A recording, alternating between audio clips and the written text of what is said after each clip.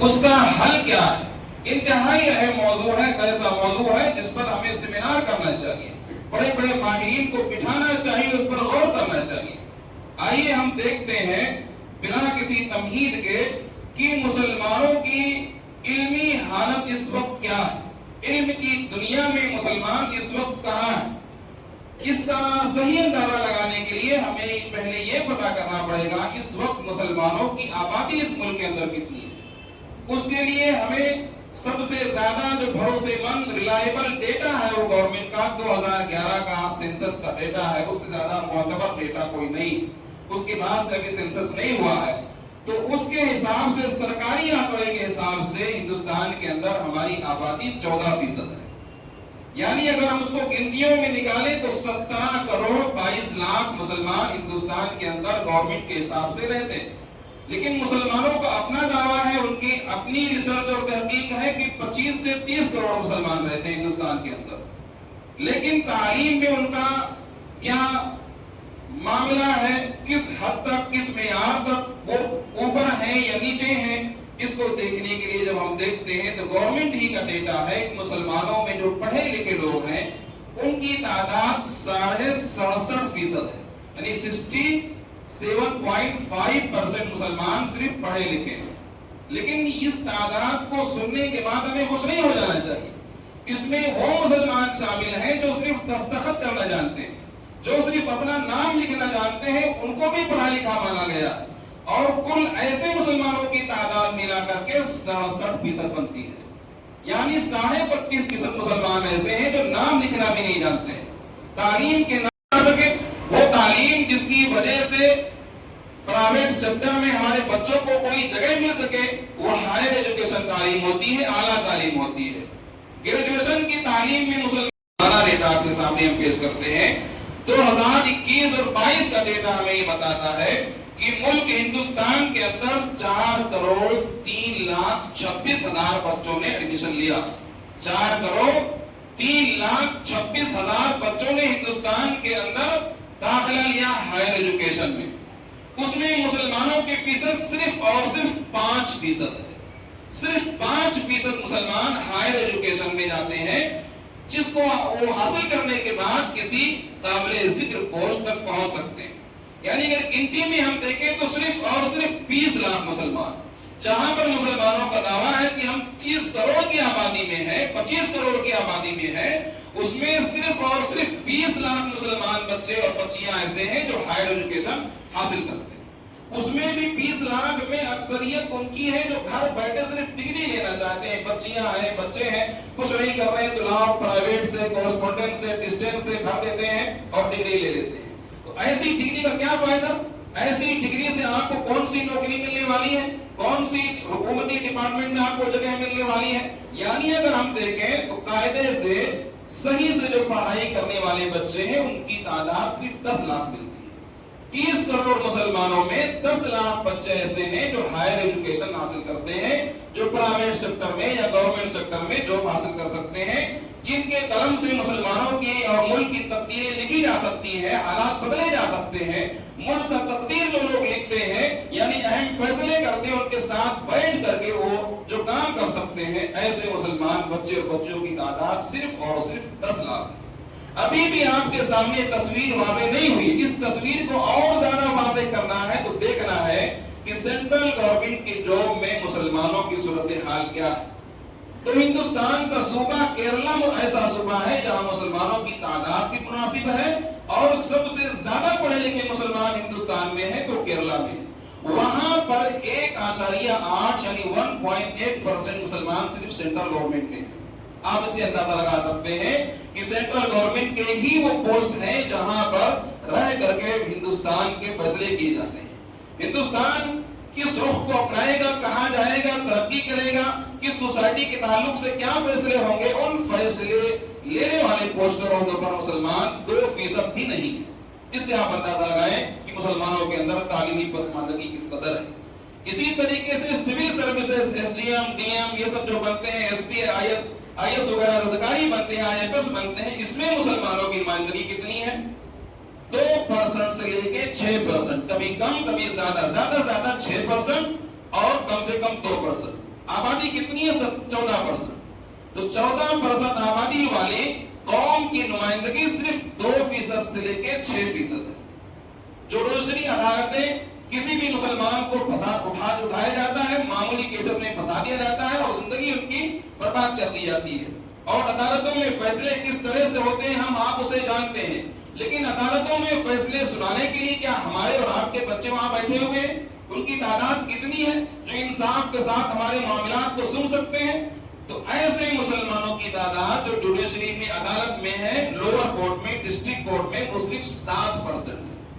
14% आबादी वाली 7% फिर भी किसी हद तक लोअर कोर्ट में आपकी तादाद है, लेकिन लोअर कोर्ट के फैसलों की क्या हैसियत है आप उसे जानते हैं।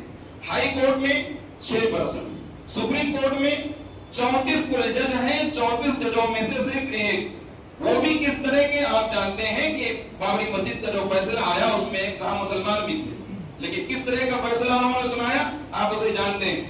तो सिर्फ बराए नाम ही सही 34 में से सिर्फ एक है जिन्हें मुसलमान कहा जा सकता है। फौज में आपकी नुमाइंदगी क्या है? 2 से 3% मुसलमान सिर्फ फौज के अंदर हैं। कहीं भी कोई मामला हो जाए तो हालात को कंट्रोल करने के लिए जो आती है वो फौज ही आगे आती है।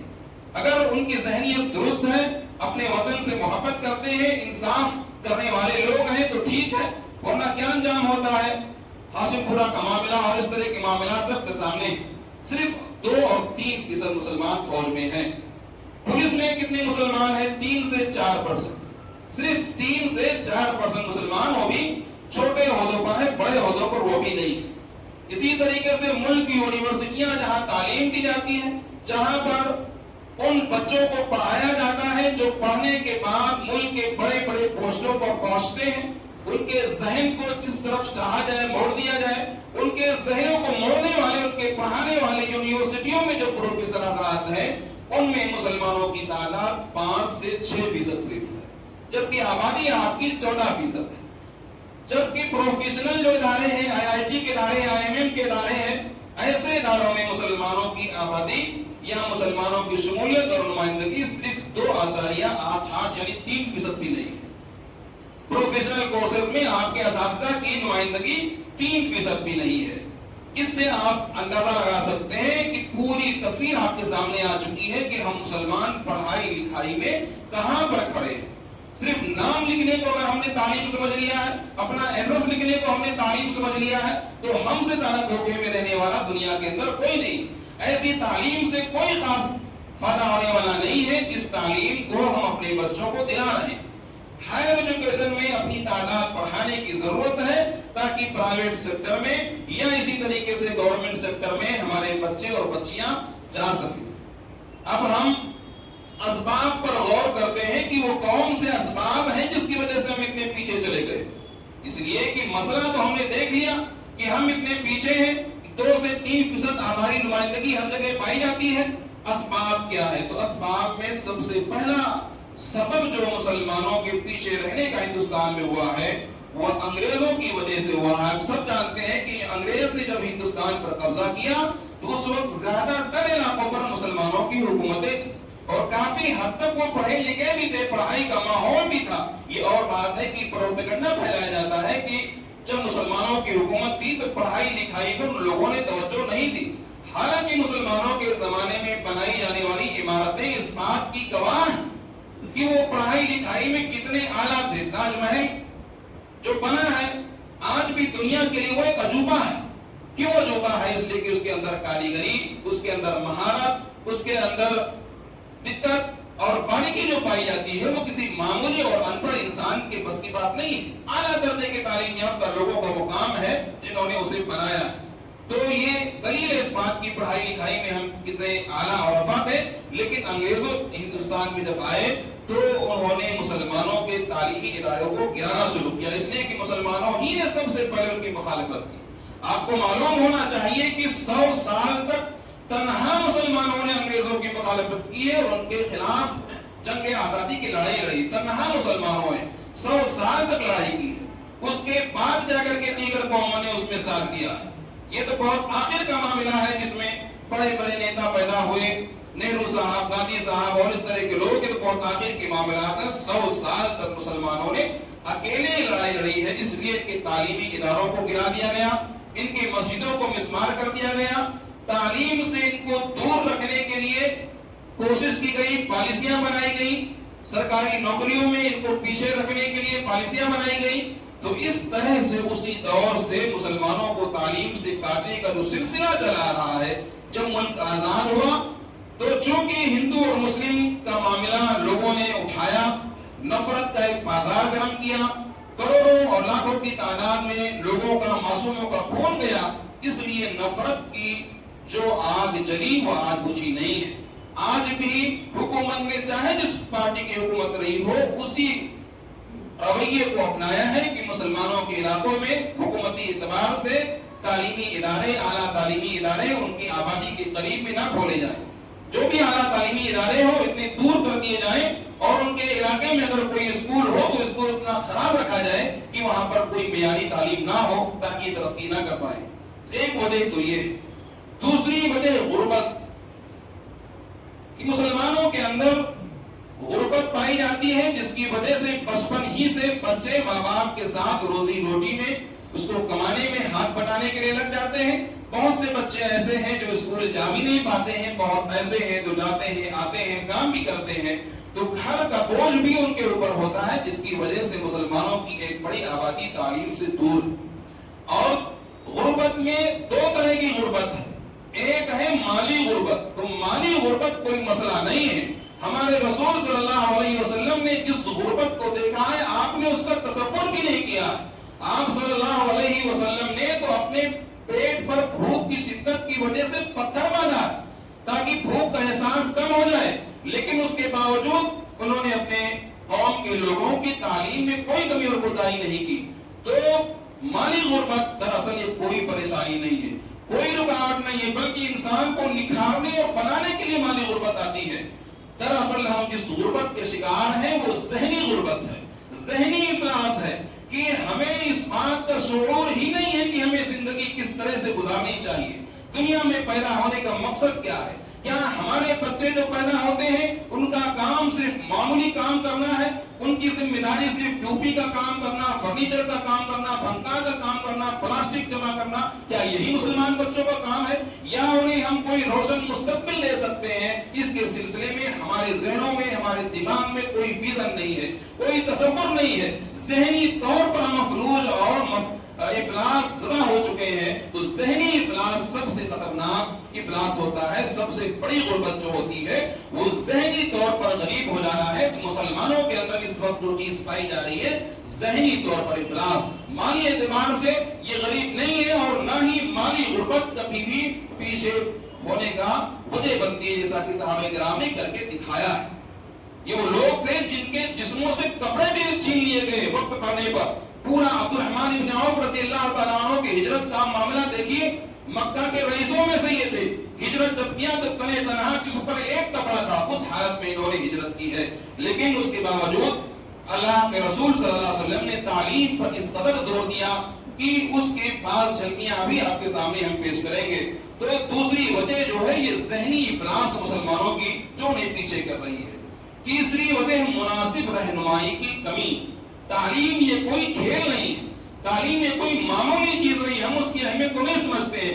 کیسے پڑھا جاتا ہے، کہاں پڑھا جاتا ہے، کون سے اسکول میں بہتر تعلیم ہوتی ہے، پڑھائی کیسے کی جائے، ان تمام چیزوں کی رہنمائی بچوں کی ہونی چاہیے۔ اکثر والدین کو یہ باتیں نہیں پتا، جس کی وجہ سے ان کی مناسب رہنمائی نہیں ہوتی ہے، اور انہیں لگتا ہے کہ پڑھنا بہت مشکل کام ہے، دنیا کا سب سے مشکل کام اگر کوئی ہے تو وہ پڑھنا ہے، اس لیے وہ پڑھائی میں دلچسپی نہیں لیتے ہیں، چھوڑ دیتے ہیں، اور باقی انہیں گرمی کے اندر دن بھر مزدوری کرنا آسان لگتا ہے، لیکن اسکول میں بیٹھ کر پنکھے کے نیچے پڑھنا انہیں مشکل لگتا ہے، اس لیے کہ ان کی رہنمائی نہیں ہوئی ہے۔ تو رہنمائی کی کمی ہے۔ یہ سب چیزیں کیسے ہوں گی، تمام چیزیں میں آپ کے سامنے رکھوں گا۔ دوسری ایک چوتھی وجہ مناسب نظام تعلیم کی کمی۔ ہمارے پاس جو تعلیمی ادارے ہیں ان کا نظام، ان کا سسٹم، ان کا سلیبس ایسا ہے کہ کوئی پڑھنا بھی چاہے تو نہ پڑھے۔ اکثر اداروں میں آپ دیکھیں، چاہے وہ پرائیویٹ ادارے ہوں، چاہے انگریزی میڈیم کے اسکول ہوں یا دینی مدارس ہوں، غیر ضروری کتابیں لوگ شامل نصاب میں رکھتے ہیں۔ اپنے نصاب کو درست کرنے کے لیے وہ تیار نہیں۔ آپ گورنمنٹ کا سلیبس دیکھیں، گورنمنٹ کا جو سلیبس ہوتا ہے بڑے بڑے ماہرین اس کو طے کرتے ہیں، بڑے بڑے پڑھے لکھے لوگ اس کو طے کرتے ہیں، سائیکولوجسٹ ہوتے ہیں، اس میں بہت کم کتابیں اسکولوں میں رکھتے ہیں بچوں کے عمر اور ان کے ذہن کا خیال رکھتے ہوئے۔ لیکن والدین کو متاثر کرنے کے لیے پرائیویٹ ادارے کیا کرتے ہیں کہ ہم آپ کے بچے کو آج ہی اینسٹائن بنا دیں گے، آج ہی اس کو سائنٹسٹ بنا دیں گے، پہلے ہی دن گیا ہے، بہت ساری کتابوں کو بوجھ اس کے اوپر ڈال دیتے ہیں، دنیا بھر کا کام اسے ہوم ورک کے نام پر دے دیتے ہیں، ایسی کتابوں کو پڑھاتے ہیں جن کی بالکل بھی ضرورت نہیں ہے، یا ایسی کتابیں پڑھائی جاتی ہیں جن کو پڑھ کے زندگی میں انسان کو علم نہیں حاصل کر سکتا ہے۔ تو یہ بے ضرورت کاروبار، جیسے آپ جانتے ہیں کہ دوائیوں کا کاروبار چل رہا ہے، ڈپلیکیٹ دوائیاں دھڑلے سے مارکیٹ میں آ رہی ہیں، اسے کتابوں کا کاروبار چل رہا ہے۔ کتابوں کا کاروبار، غیر ضروری بکواس قسم کی کتابیں چھاپی جاتی ہیں اور پیسہ وصولنے کے لیے ادارے، تعلیمی ادارے ان کو اپنے یہاں ہر سال بدلتے رہتے ہیں، ہر سال بدلیں گے تو کہاں سے کتابیں ملیں گی؟ غیر مناسب کتابیں اپنے یہاں شامل کرتے ہیں، جس کی وجہ سے بڑی تعداد میں بچے تعلیم چھوڑ کر بھاگ جاتے ہیں، تو اس پر بھی توجہ دینے کی ضرورت ہے۔ اب آئیے ہم دیکھتے ہیں، ہم نے دیکھ لیا کہ ہماری تعلیمی پسماندگی کا صورتحال کیا ہے، اسباب کیا ہے۔ ہم دیکھیے، ہم یہاں تھوڑا سا دیکھتے ہیں، کیا ہم ایسے ہمیشہ تھے؟ ہم ہیں کون؟ ہماری حیثیت کیا تھی اور ہم کیا بن چکے ہیں؟ اس کو دیکھنے کے لیے آئیے دیکھتے ہیں کہ ہم کون ہیں۔ ہم سب دل و جان سے کہتے ہیں کہ ہم جناب محمد رسول اللہ صلی اللہ علیہ وسلم کے امتی ہیں، ہم مسلمان ہیں۔ ذرا دیکھیے کہ محمد صلی اللہ علیہ وسلم کون ہے، کس ماحول میں اللہ تعالیٰ نے ان کو نبی بنایا ہے۔ اس ماحول کو آپ دیکھیں گے تو آپ کے دل اور دماغ کے دریچے کھل جائیں گے۔ رسول اللہ صلی اللہ علیہ وسلم کو جس ماحول میں اللہ تعالیٰ نے نبی بنایا، وہ مرکز جو توحید کا مرکز تھا، ابراہیم علیہ السلام نے جس خانہ کعبہ کو اس لیے بنایا تھا کہ وہاں سے ایک اللہ کی عبادت کی صدا لگائی جائے، ایک اللہ کی عبادت کی طرف لوگوں کو بلایا جائے۔ اس خانہ کعبہ کے اندر 360 بت رکھے ہوئے تھے، وہ شرک کا مرکز تھا، وہاں اللہ کے ساتھ غیر اللہ کو پکارا جاتا تھا، وہاں اللہ کے ساتھ غیر اللہ کے لیے ذبیحے پیش کیے جاتے تھے، خانہ کعبہ کا ننگے لوگ طواف کرتے تھے۔ یہ صورتحال تھی۔ سماجی صورتحال یہ تھی کہ عورتوں کو عار کا اور شرم کا اور ذلت و رسوائی کا سامان سمجھا جاتا تھا۔ بعض قبائل عورتوں کو زندہ دفن کر دیتے تھے، اپنی سگی بیٹیوں کو زندہ دفن کر دیتے تھے۔ یہ بڑی ہوں گی، شادی ہوگی ان کی، ہم کسی کے سسر بنیں گے، ہمارا کوئی داماد بنے گا، اس میں بے عزتی کی بات ہے، لہذا ان کو درگور کر دیا کرتے تھے۔ ظلم و بربریت کا عالم یہ تھا کہ جانور سامنے کھڑا ہے، ان کے دل میں خواہش پیدا ہوئی کہ اس جانور کے جسم کا فلاں حصہ اگر پکا کے کھا لیا جائے تو بڑا مزہ آئے گا، فوراً چھری اٹھاتے تھے، زندہ جانور کا گوشت کاٹ کے نکال لیتے تھے۔ یہ عالم تھا اور جانور بھی پلاتا رہتا تھا۔ یہ ظلم و بربریت کا عالم تھا۔ ایک چلتے پھرتے آزاد انسان کو پکڑ کر بازار میں بیچ دیا جاتا تھا، چلتا پھرتا انسان سکڑوں میں غلام بن جاتا تھا۔ یہ وہ دور تھا جب اللہ کے رسول صلی اللہ علیہ وسلم کو اللہ تعالیٰ نے نبی بنایا۔ لیکن سب سے پہلے اللہ نے آپ کو کیا حکم دیا؟ یہ نہیں کہا کہ لوگوں کو شرک سے روکو، یہ نہیں کہا کہ لوگوں کو ظلم سے روکو، یہ نہیں کہا کہ عورتوں کو ان کا مقام دلاؤ۔ اللہ تعالیٰ نے سب سے پہلے جو حکم دیا، اقرأ بسم ربک الذی خلق، اے نبی پڑھو اپنے رب کے نام سے جس نے پیدا کیا ہے۔ اس لیے کہ اللہ رب العزت کو معلوم تھا بغیر پڑھے ہوئے ان مسائل کو وہ حل نہیں کر سکتے ہیں، لوگوں کو ظلم سے نہیں روک سکتے ہیں۔ آپ ذرا تصور کریں، کیا اس دور سے بھی زیادہ گرا ہوا ہمارا سماج ہے؟ کیا اس سے بھی زیادہ ہم پسماندگی میں ہیں؟ ایسا نہیں ہے، لیکن ہم سے کہیں زیادہ گرے ہوئے سماج کو اگر اللہ کے رسول صلی اللہ علیہ وسلم نے نکالا تو کس بنیاد پر؟ علم کی بنیاد پر۔ پہلے پڑھا، اللہ رب العزت نے پڑھایا۔ یہ وہ قوم ہے جس کو اللہ تعالیٰ نے امی کہا، امیین۔ اللہ تعالیٰ نے ان پڑھوں میں ایک نبی بھیجا، ان پڑھ قوم تھی، بالکل بھی پڑھنا لکھنا نہیں جانتی تھی یہ قوم، ان میں اکثریت لوگ پڑھنا لکھنا بھی نہیں جانتے تھے۔ ایسی قوم میں اللہ تعالیٰ نے جناب محمد رسول اللہ صلی اللہ علیہ وسلم کو مبعوث کیا۔ سب سے پہلے جو حکم دیا پڑھنے کا، اس سے آپ اندازہ لگا سکتے ہیں کہ ہم جس نبی کے امتی ہونے کا دعویٰ کرتے ہیں اس نبی کی دین میں، شریعت میں تعلیم کی کیا اہمیت ہے۔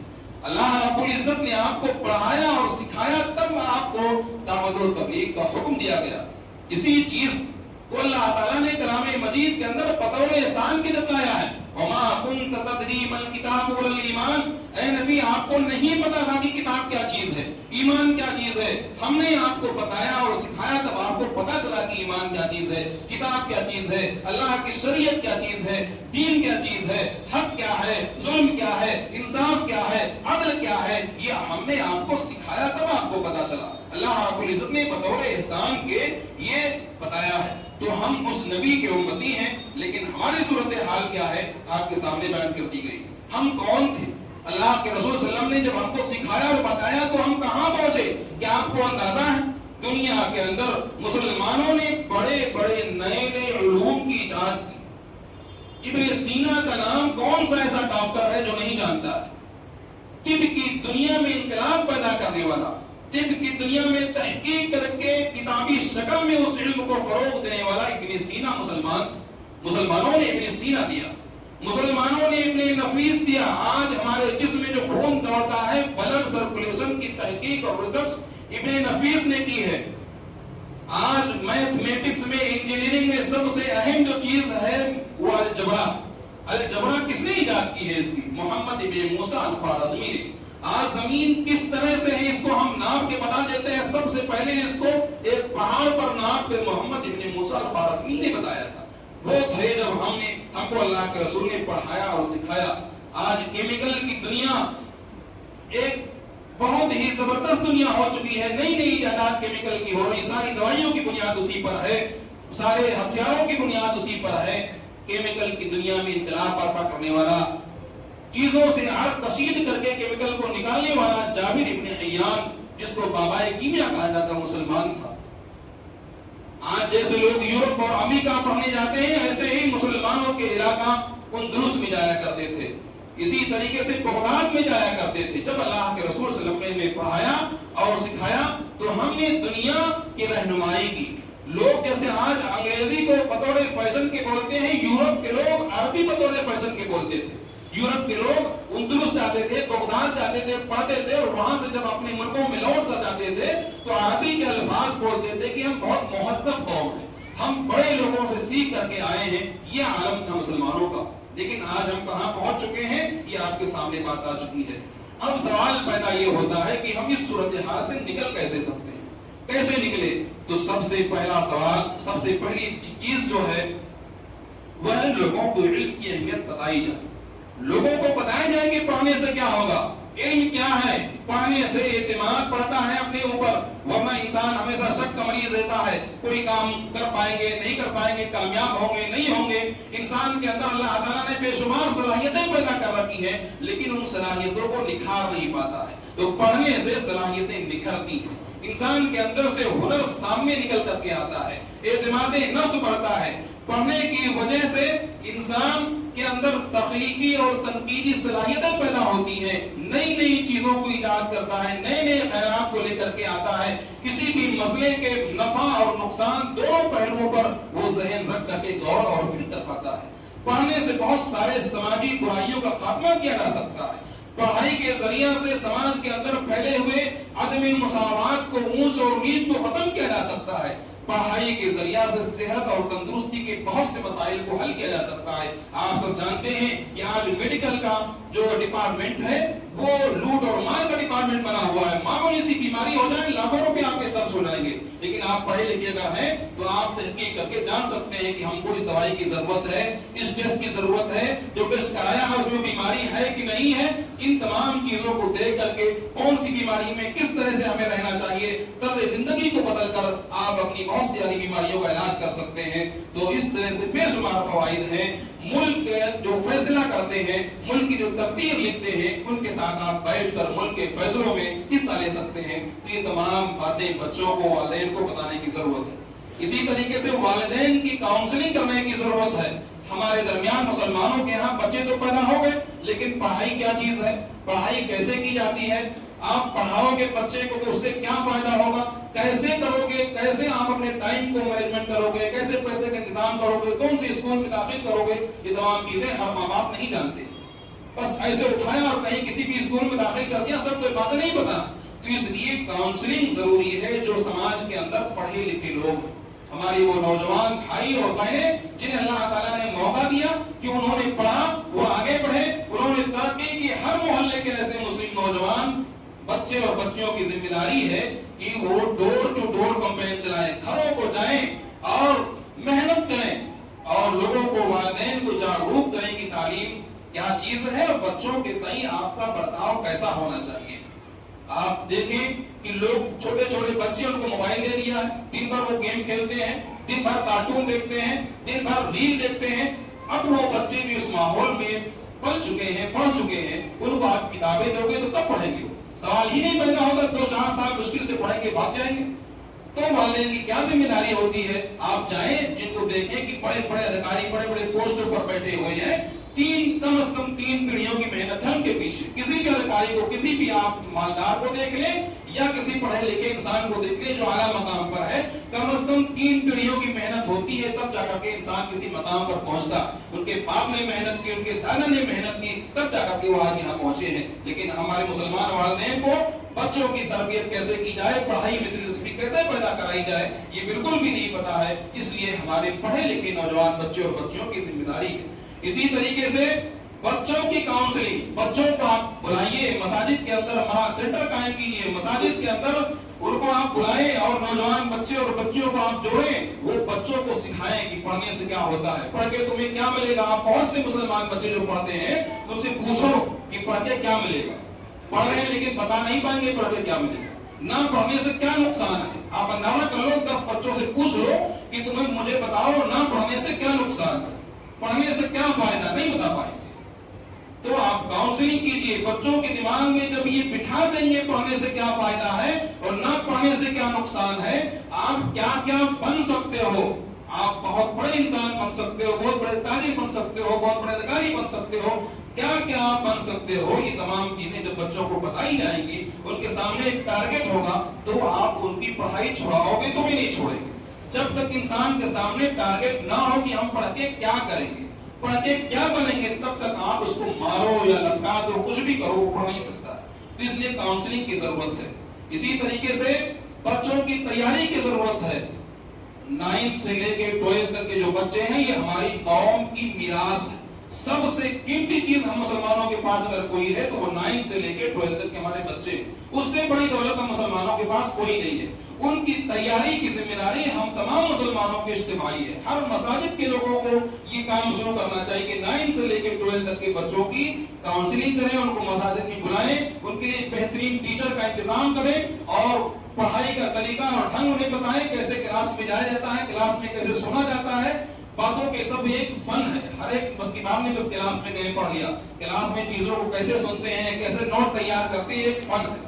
اگر موقع ہوتا ہے میں آپ کو بتاتا ہوں، وقت کی تنگی ہے تو یہ پڑھے لکھے لوگ جانتے ہیں، جو ہائی ایجوکیٹڈ لوگ ہیں، اعلیٰ تعلیم جن کے پاس ہے، انہی کے پاس یہ ڈھنگ اور طریقہ ہے۔ تو ایسے لوگوں کی مدد لے کر کے پورے ہندوستان سے آپ ایسی پارٹی اور کمیٹی بنا کر کے مساجد کے ذریعے سے کام شروع کریں کہ بچوں کی تیاری کریں 9 کی 10 کے لیول کی، اور ساتھ ہی ساتھ ان کا مقصد انہیں بتائیں کہ آپ پڑھ کے کیا بن سکتے ہو، کہاں کہاں جا سکتے ہو، آپ کہاں ایڈمیشن لے سکتے ہو۔ سبھی والدین کو یہ نہیں پتا، سبھی بچوں کو نہیں پتا ہے کہ ہم کون سا کورس کر سکتے ہیں جس میں پڑھنے کے بعد ہماری زندگی بہتر ہو سکتی ہے۔ جاتے ہیں اپنے من سے کسی بھی ایسے کورس میں لے لیتے ہیں جس کی کوئی اہمیت نہیں ہے، تو مارکیٹ میں کس کورس کی اہمیت ہے، کس کورس کو کرنے کے بعد مناسب ہم کو نوکری مل سکتی ہے، مناسب نمائندگی مل سکتی ہے، ایسی تمام چیزوں کے لیے کاؤنسلنگ ہونا ضروری ہے، جو پڑھے لکھے لوگ ہی جانتے ہیں۔ تو اس لیے ان بچوں کی کاؤنسلنگ اگر آپ کر دیتے ہیں تو ان کو پڑھنے سے کوئی نہیں روک پائے گا، اور ہائر ایجوکیشن میں جو ہماری حالت ہے وہ سدھر جائے گی۔ اسی طریقے سے اچھے تعلیمی اداروں کا قیام، اپنے مکاتب، ہمارے یہاں جو مکاتب چلتے ہیں وہ عام طور پر مقصد یہ ہے کہ دین کی تعلیم حاصل کر لو بس۔ بھائی اگر وہ بچہ مکمل وقت میں آپ کے یہاں تعلیم حاصل کر رہا ہے تو دنیا کی تعلیم حاصل کرنے کے لیے کب دوبارہ پیدا ہوگا پھر پڑھے گا؟ ایسا تو نہیں ہو سکتا کہ ایک بار پیدا ہوا تو آپ کے یہاں دینی تعلیم حاصل کر لی اور ایک بار پیدا ہوگا تو دنیا کی تعلیم حاصل کر لے گا۔ وہ انسان جو دنیا کے بارے میں کچھ جانتا ہی نہ ہو، سماج میں نکلنے کے بعد دین کی باتیں لوگوں تک کیسے پہنچائے؟ ان کے ذہن کو جب وہ پڑھ نہیں سکتا، ان کے ذہنی معیار کو سمجھ نہیں سکتا، تو اپنی باتوں کے درمیان کیسے رکھے گا؟ اس لیے جو مکاتب ہیں مساجد میں چلنے والے، ان کے اندر ان کے ذریعہ سے جو ادارے چلتے ہیں، ٹھوس دینی تعلیم اور ٹھوس دنیاوی تعلیم دونوں دی جائے، بنیادی تعلیم مضبوط کی جائے تاکہ آگے چل کر بچے تعلیم کو نہ چھوڑیں۔ اسی طریقے سے اسکالرشپ کا قیام کیا جائے، جو غریب بچے ہیں ان کی مدد کی جائے۔ اب سوال پیدا ہوتا ہے کہ یہ کام کون کرے گا؟ تو یہ کام مساجد کے ذمہ داران، اس لیے کہ مسلمانوں کے سب سے زیادہ خیر خواہ اگر کوئی ہوتا ہے تو مساجد سے جڑے ہوئے لوگ، نماز پڑھنے والے نمازی لوگ مساجد کے ذمہ دار یہی ہوتے ہیں، ورنہ باقی مسلمانوں کی کس بات کی پرواہ ہے؟ کیا ہو رہا ہے دنیا میں انہیں کوئی پرواہ نہیں۔ اس لیے مساجد سے جڑے ہوئے لوگ، یہاں نماز پڑھنے والے لوگ، دیندار لوگ، ان کی ذمہ داری ہے کہ آپ ایک کمیٹی تشکیل دے کر کے ان تمام باتوں پر غور کریں اور اس کے لیے مسلم سماج کے اندر تعلیم کو کیسے فروغ دیا جائے یہ کام کریں۔ اس کے لیے آپ کو پیسے خرچ کرنے کی ضرورت پڑے گی، اپنے مال کو صرف کرنا پڑے گا، اور اس کے لیے آپ کو صحابہ کرام کو یاد کرنا پڑے گا۔ اللہ کے رسول صلی اللہ علیہ وسلم نے جس زمانے میں زندگی گزاری ہے، پتھروں پر پیٹ پر پتھر باندھ کر، تو سارے لوگ ایسے نہیں تو ان میں مالدار بھی تھے، انہوں نے نمایاں کردار ادا کیا۔ آپ کو معلوم ہونا چاہیے کہ ایک ہی جنگ کی تیاری میں عثمان ابن عفان رضی اللہ تعالیٰ عنہ نے 1000 دینار یعنی 4.25 کلو سونا ایک ہی بیٹھک میں دے دیا۔ معمولی بات نہیں ہے، 1000 اونٹ بھی اسی جنگ میں دے دیا۔ مسلمانوں کے لیے پینے کا پانی نہیں تھا، اللہ علیہ وسلم نے کہا کون ہے جو کنویں کو خرید کر جنت خرید لے؟ عثمان رضی اللہ تعالیٰ عنہ کھڑے ہوئے کنویں کو خرید لیا اور مسلمانوں کے لیے اسے وقف کر دیا۔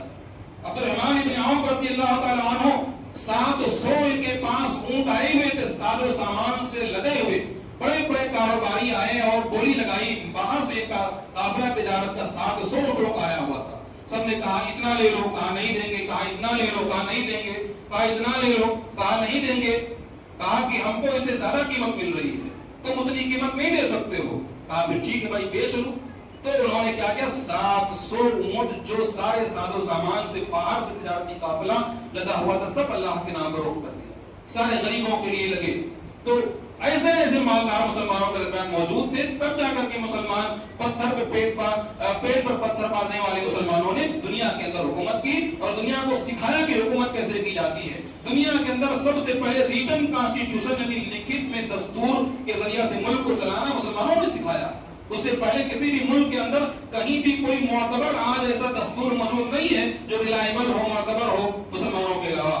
تو یہ تمام چیزیں جو مسلمانوں نے کی، جب بڑے مالداروں نے محنت کی، صدقات و خیرات میں بڑھ چڑھ کر کے حصہ لیا، اللہ کے رسول صلی اللہ علیہ وسلم نے ارشاد فرمایا ہے کہ قیامت کے دن جب لوگوں کو پریشانی کے عالم میں لوگ مبتلا ہوں گے، کوئی بھی سایہ نہیں ہوگا، اس وقت انسان اپنی صدقات کے سائے میں ہوگا۔ اس لیے میرے بھائیوں، دنیا کے اندر پلاٹ خریدنے کے ساتھ ساتھ، دنیا کے اندر بلڈنگوں میں فلیٹ خریدنے کے ساتھ ساتھ، دنیا کے اندر تجارت کے اندر فروغ کے ساتھ ساتھ جنت کے اندر بھی پلاٹ خریدو، جنت کے اندر بھی آپ اپنے لیے فلیٹ بنواؤ، جنت کے اندر بھی باغات خریدیے۔ جو مالدار لوگ ہیں وہ اپنے پیسے کو بہترے خرچ کریں۔ یاد رکھیں کہ اللہ کے رسول کی ضمانت ہے کہ صدقہ مال کو کم نہیں کرتا ہے۔ اگر آپ کو لگتا ہے کہ صدقات سے آپ کے مال کم ہو جائیں گے تو آپ کا ایمان ہی نہیں ہے۔ ایمان وہ ہونا چاہیے جو محمد رسول اللہ صلی اللہ علیہ وسلم کے فرمان پر ہونا چاہیے۔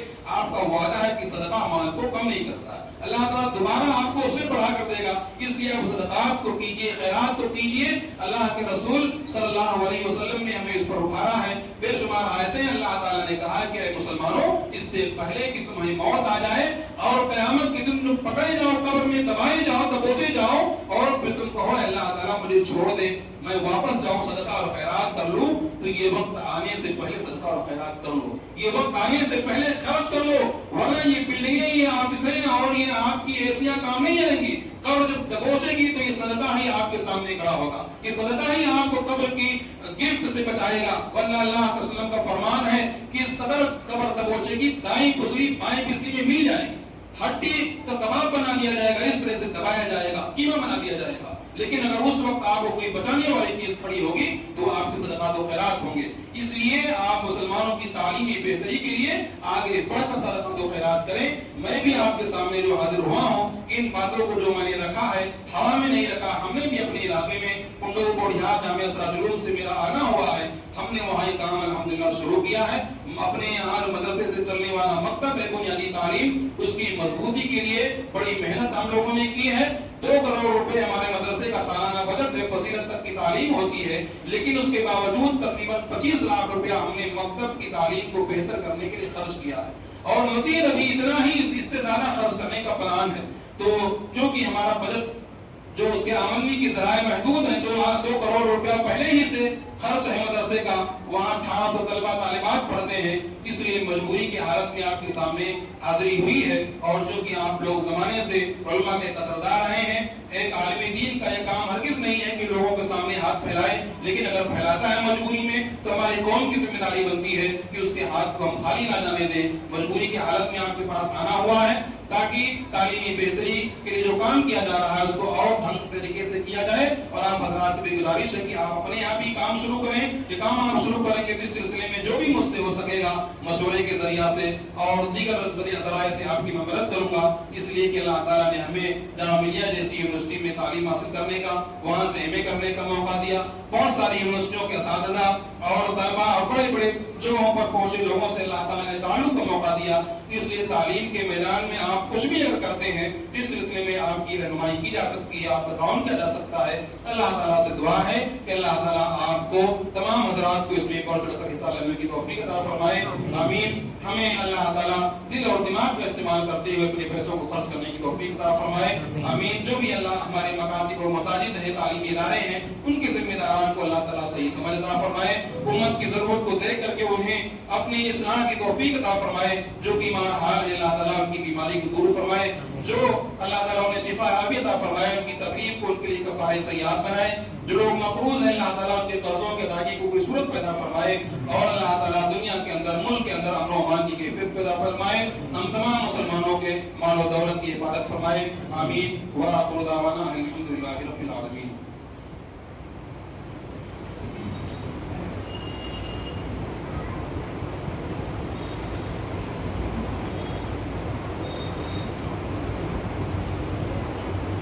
इन्नल हम्दुलिल्लाह नहमदुहु व नस्तईनुहु व नस्तगफिरुहु व नऊज़ु बिल्लाहि मिन शुरूरि अनफुसिना मिन सय्यिआति अमालिना मन यहदिहिल्लाहु फला मुदिल्ल लहु व मन युद्लिल फला हादिय लहु व अशहदु अन ला इलाहा इल्लल्लाहु वहदहु ला शरीका लहु व अशहदु अन्न मुहम्मदन अब्दुहु व रसूलुहु अम्मा बअद फ़इन्न खैरल हदीस किताबुल्लाह व खैरल हदी हदी मुहम्मदिन सल्लल्लाहु अलैहि वसल्लम व शर्रल उमूरि मुहदसातुहा व कुल्लु मुहदसतिन बिदअह व कुल्लु बिदअतिन ज़लालह व कुल्लु ज़लालतिन फिन्नार।